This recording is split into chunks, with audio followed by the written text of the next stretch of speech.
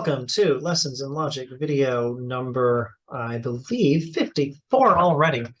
And for the lower right-hand corner of the screen, to which I will consign this photo in just a moment, I've selected a nice photo of one of my favorite kinds of trees, jacaranda tree.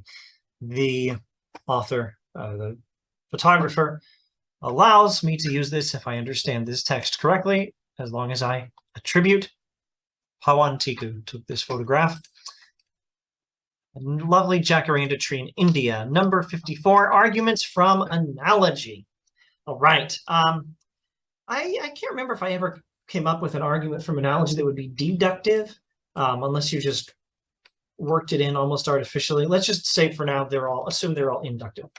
The argument from analogy pattern is an inductive argument pattern. Sometimes they're pretty good, sometimes they're not. An analogy is a comparison between two or more things, indicating that they're similar in one or more ways. Analogies are not always arguments. You can give an illustration by an analogy. You can give an explanation by analogy. Explanations by analogy that are mistaken for analogies cause trouble. Please try to avoid mixing them up. What did I just say? Explanations by analogy that are mistaken for arguments from analogy cause trouble. Please don't try to mix those up. And then the argument from analogy has this form. This is how you recognize it. It has this pattern. And in order to understand the pattern of an argument from analogy, you've got to focus on up to 5 things. The 2 things being compared, actually sometimes 20 things. It depends on how many similarities. Well, let's not say up to 5. Let's say a minimum of 4. There's 2 things being compared. There's the similarity we have according to the premises, and then there's the similarity they have according to the conclusion. Let me say that again a little more carefully. In order to understand an argument from analogy, you must understand its pattern. In order to understand its pattern, you must understand 4 things. There's the 2 things being compared, the similarity we know they have in common that's mentioned in the premises, assuming we all know the premises to be true, then we know it. Otherwise, it's at least the one mentioned in the premises. And then there's the one mentioned in the conclusion, the one we're trying to demonstrate it has. And frequently there's more than one thing in that third category. There's the 2 things being compared, the similarity we know they have, and then the similarity we're saying they also have in the conclusion. The pattern is something like this. A and B have the attributes P and Q. A also has the attribute R, therefore B probably also has the attribute R. Now, maybe we should rephrase this. What we're getting at here is thing 1 and thing 2 have the attributes A, maybe B, maybe C as well. Thing 1 also has the attribute Z. Therefore, thing 2 also probably has the attribute Z. Let's try that. I'm using the phrasing in the textbook here, or I was. Now I'm changing it because I don't think I like it. That textbook being The Power of Logic.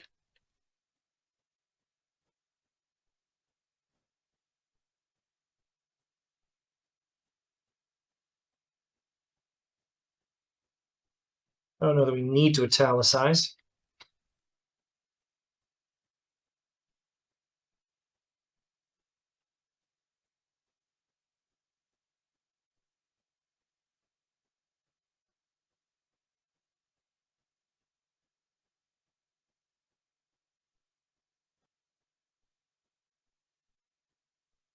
Okay, now I'm not using standard logic terminology. Standard logic terminology, symbology, I'm not using standard logic symbols. In standard logic symbols, we'll just have one symbol, one character symbol, a 1, 2, 3, 4, or an A, B, C, or D, lowercase, uppercase, italics, not italics. I don't feel like doing that right now. Frankly, most of us will understand this better if we think in terms of language and not purely in terms of one character symbols. Thing 1 and thing 2 have the same attribute. Maybe they have lots of the same attributes. Thing 1 has this other attribute. Therefore, thing 2 has the same attribute. Let me give an example borrowed from, I think this is again in The Power of Logic, that particular textbook. Lettuce, I think marijuana is mentioned first. Marijuana is just as much a gift of God as lettuce. Therefore, marijuana is just as much a gift of God as lettuce. It's okay to use lettuce. So it's okay to use marijuana. Or marijuana is just as much a gift of God as lettuce. It's okay to enjoy lettuce, so it's okay to enjoy marijuana. Or you might say marijuana is just as much a gift of God as tea. It's okay to enjoy tea, so it's okay to enjoy marijuana. In this argument, thing one is tea or lettuce. Thing two is marijuana. Being a gift of God is attribute A, and it being morally permissible to enjoy it is attribute Z. Now, as long as you don't mention attributes all the way from A to Z, you should be fine with this format. Thing one and thing two have the attribute A, and then maybe you list other attributes. Like you could say they're both gifts of God, they're both plants, they're both green. You could list as many attributes as you like, and they may or may not strengthen the argument. More on that in a moment. The number of things compared and the number of attributes can vary. And yes, maybe I also should have mentioned thing one and thing two have the attributes, but maybe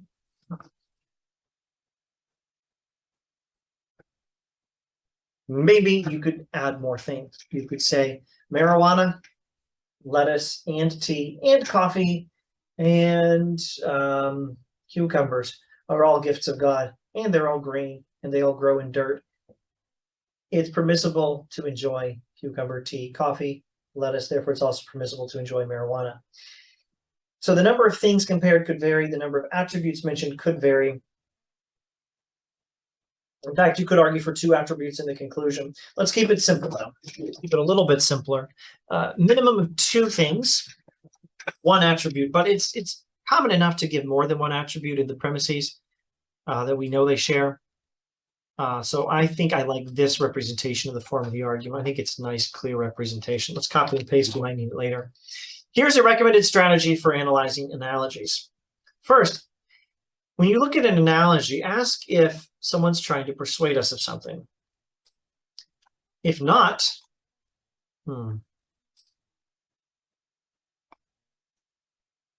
just a moment. All right, I think it'll work now. Is the author who gives us an analogy trying to persuade us of something? If not, then this is not an argument. If there's no attempt to persuade, there's almost certainly no argument, unless it's an example of an argument from a logic class where your logic teacher is trying to illustrate arguments but not explain. You can ask if the author of the analogy is using it to help us understand something hard to understand. If yes, then it's probably an explanation by analogy. If not, it's probably an illustration by analogy. But going back to the first question, is the person trying to persuade us? If yes, then it's probably an argument from analogy, and then you need to restate the argument formally. In other words, identify things 1, 2, attribute A, attribute B, attribute Z, etc. Oh, silly me. I wonder how many times I've referenced the textbook and thought, I must have been using power of logic. Silly me. When I taught in Pakistan, I didn't use the power of logic. I used copy. I'm sorry.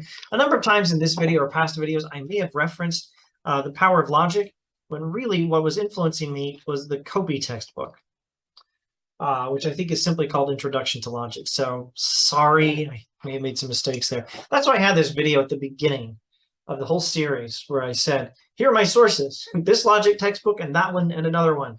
And I might not always remember exactly which one I'm drawing from. Sorry. So Copy's textbook gives us a very detailed set of questions useful for evaluating arguments from analogy. It's good, but it's a lot to keep track of. I like a simpler list of 3 questions going back to my favorite textbook, The Power of Logic. This will cover most of what you need to cover to evaluate most arguments from analogy. Ask in what respects they're similar. Thing 1 and thing 2. The more of these you have, the stronger the analogy is. Not all of them are necessarily mentioned in the premise. Sometimes to evaluate the argument, you have to list some other similarities. How relevant are the similarities? That will matter. Some similarities are not very relevant. Are there any disanalogies or any relevant differences between thing 1 and thing 2?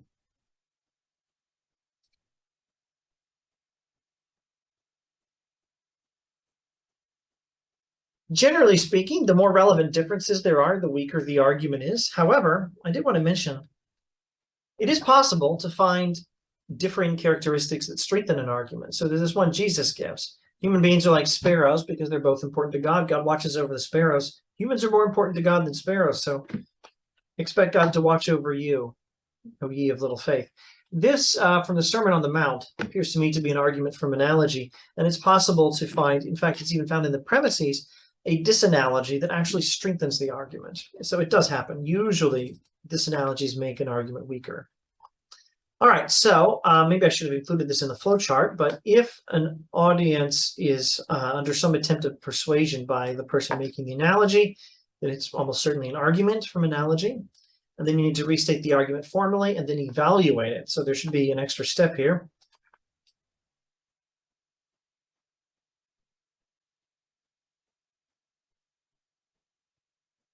Evaluate. And you can evaluate by asking these three questions. How are they similar? How relevant are the similarities? Are there any relevant disanalogies? So now, I like that one argument for practice, and sorry if I said it was the power of logic, it was probably from Copy. Okay, my screen blinked out. I think we're good. Okay, the analogy is something like this. Lettuce. Nope, marijuana. Marijuana, is that the spelling? Marijuana is just as much the gift of God as lettuce.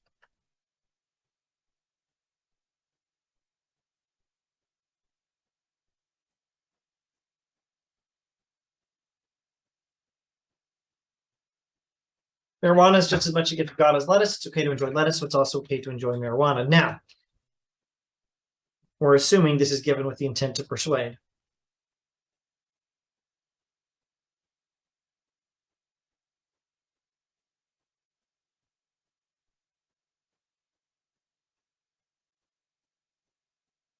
Premise one, premise two, premise three. Premise one, premise two, conclusion. Let's identify thing one, thing two, attribute A, attribute Z, and any other attributes that are mentioned, but there's only one mentioned. You should be able to follow this formula for evaluating arguments from analogy. I'll be able to identify thing one, which in this case is lettuce.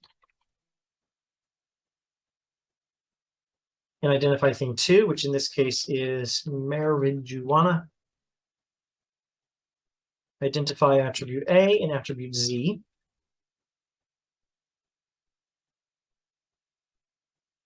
A is being a gift of God. Z is being permissible to enjoy.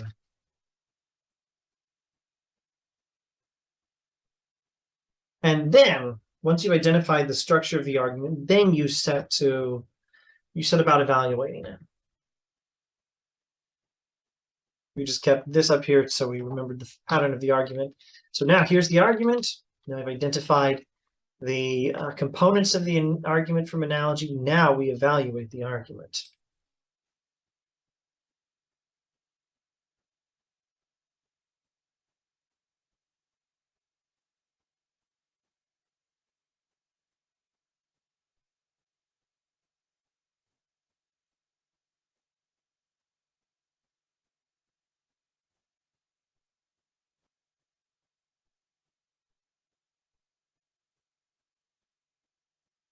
Now, think of this as a template. You can use this to evaluate any argument from analogy. Identify thing one, thing two, attribute A, and attribute Z. And if more attributes are given in the premises, identify them as well. And if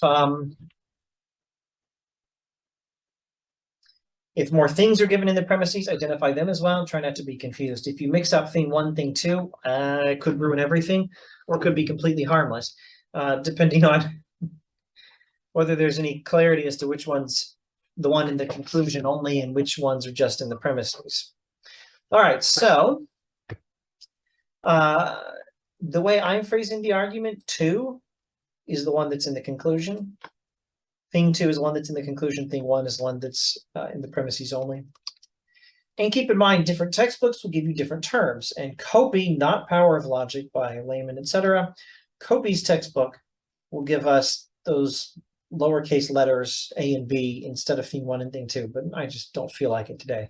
I'm doing thing 1, thing 2. So with that in mind, this here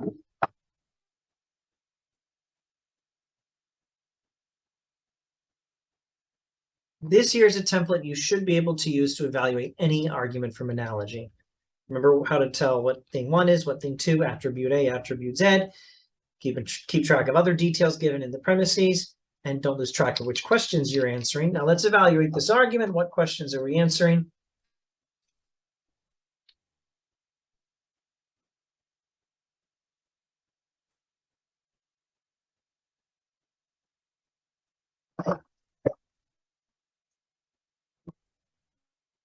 Maybe the template would look better if we spelled out the questions here.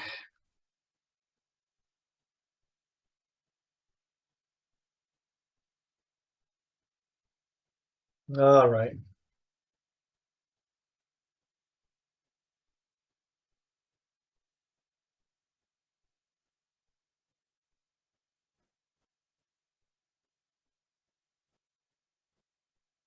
This is the template. But if you have a textbook or logic teacher who doesn't want you to use this symbology, this system for symbolizing, follow instructions for your own logic class. Well, darn.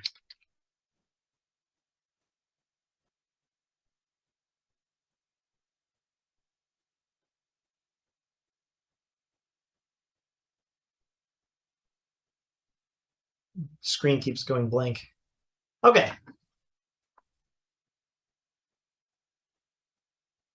In what relevant respects are thing 1 and thing 2 similar?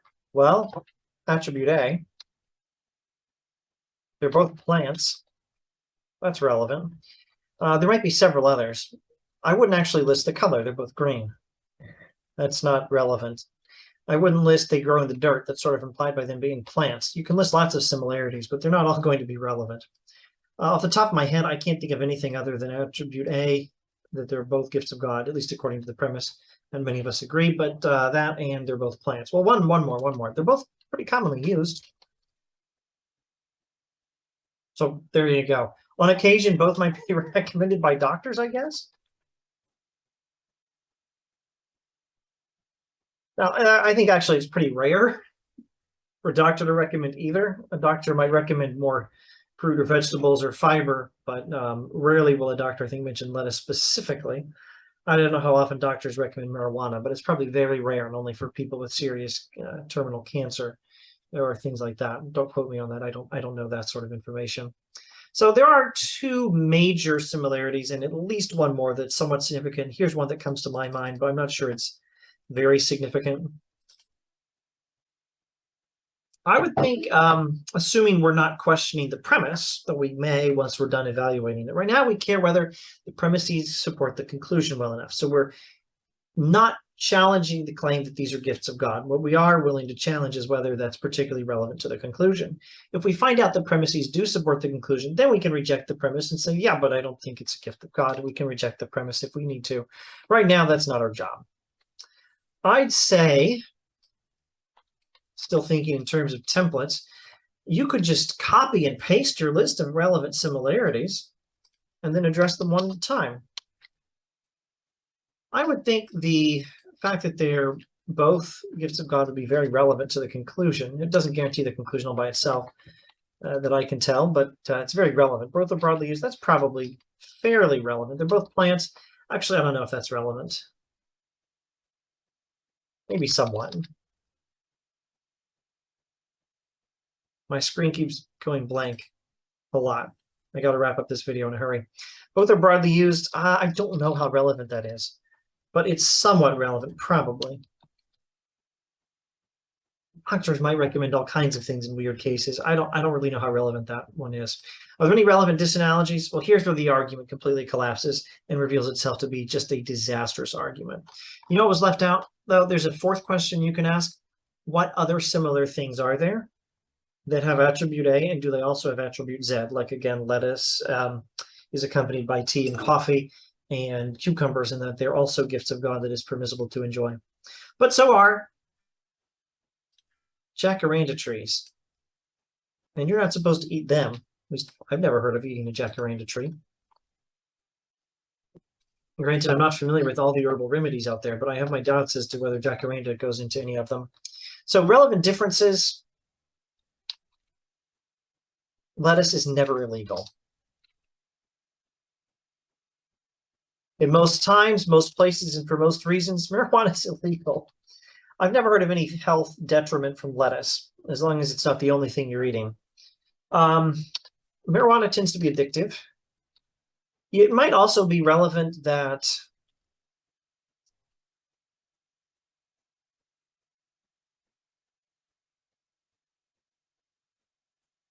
lettuce is normally just eaten. Marijuana, actually, it's very relevant that one is normally smoked. I don't think anyone smokes lettuce. This does not affect all uses of marijuana, though. One is usually recommended against by doctors. I interrupted myself. What was I saying? It may be relevant that marijuana these days is often taken in different kinds of doses.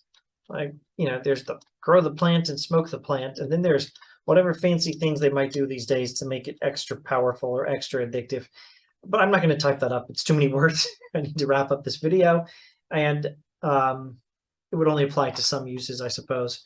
But here are two major differences, and I think this is also a third difference that's pretty significant. Doctors would normally not recommend in favor of marijuana. They'll recommend against. One is addictive. I've never heard of lettuce being addictive in any capacity. And one is illegal in nearly all circumstances. So those are huge, huge disanalogies. I think the argument from analogy here is a total disaster. But that's the pattern you can use to evaluate any interesting argument from analogy. And we are finished with this video. Thanks for watching.